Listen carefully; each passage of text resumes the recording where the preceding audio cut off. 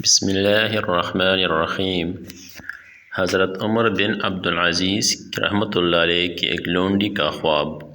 حضرت عمر بن عبدالعزیز کی ایک لونڈی ان کی خدمت میں حاضر ہوئی اور سلام کر کے ان کے گھر میں جو مسجد تھی اس میں 2 رکعتیں نماز کی پڑھی اور پھر اس کو نیند آ گئی اور سو رہی اور خواب ہی میں روئی۔ جب جاگی تو آپ کی خدمت میں عرض کیا کہ یا امیر المؤمنین، میں نے اس وقت عجیب معاملہ دیکھا۔ آپ نے پوچھا کہ کیا معاملہ ہے؟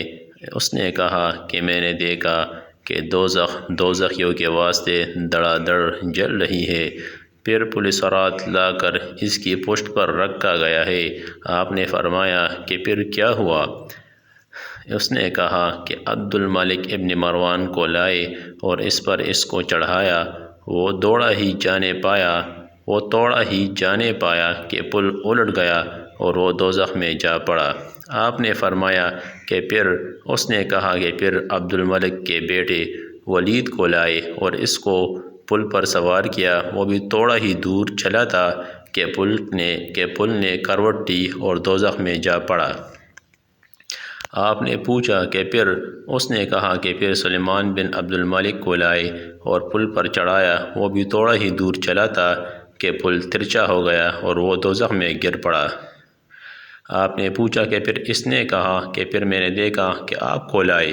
یہ اس کا کہنا تھا کہ آپ نے ایک دفعہ ایک ایسی چیخ ماری کہ بے ہوش ہو کر گر پڑے اور وہ لونڈی اٹھی اور ان کے کان میں پکار کر کہنے لگی کہ اے امیر المؤمنین، بخدا میں نے دیکھا کہ آپ بچ گئے، آپ نے نجات پائی۔ ہر چند وہ کان میں چیختی رہی مگر آپ برابر نعرے مارتے تھے اور پاؤں دے مار دیتے تھے۔ اور روایت ہے کہ حضرت اویس قرنی کاس کے پاس آئے اور ان کے کلام سے روئے۔ جب وہ دوزخ کا ذکر کرتے تو آپ چیخ مارتے، پھر بھاگے چلے جاتے تو لوگ ان کو دیوانہ کہتے۔